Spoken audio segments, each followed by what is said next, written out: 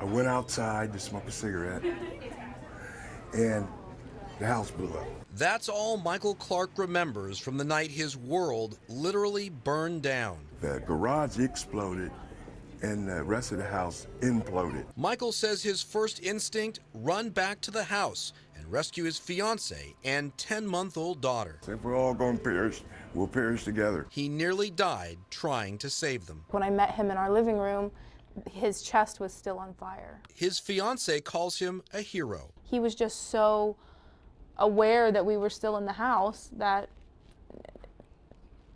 he came back in. I mean, that's amazing.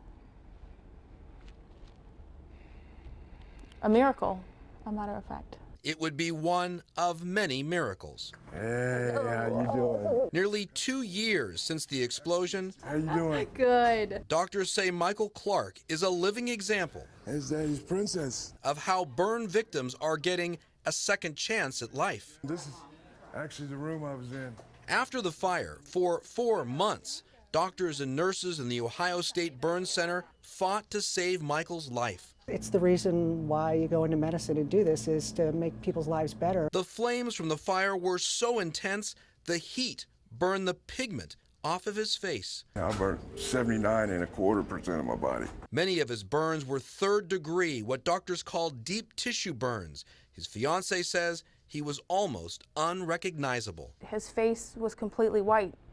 And then I was like, that's when I realized how bad it was. But it got worse. While in the intensive care unit, Michael's organs began to shut down. Everything that probably could shut down, except for my heart. And when nurses in the ICU felt Michael had given up on life, they brought to his bedside the one thing they knew would give him hope: his daughter. That was what he needed to see that he needs to keep fighting. His fight required numerous skin grafts from donor sites on his body.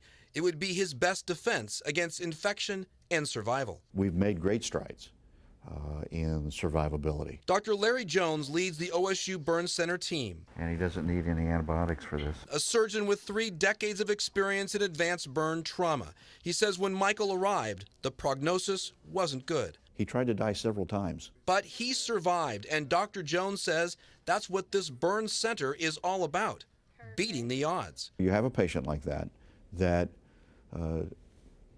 taken somewhere else probably would not survive. Doctors say Michael Clark still has a long way to go for a complete recovery. So without this burn center, where do you think you'd be today? Probably dead. He hopes his story will inspire others that there is life after suffering a massive burn like this. Don't give up. You know, just keep fighting. I beat the odds. Ohio State University saved my life. Kevin Landers, 10 TV News.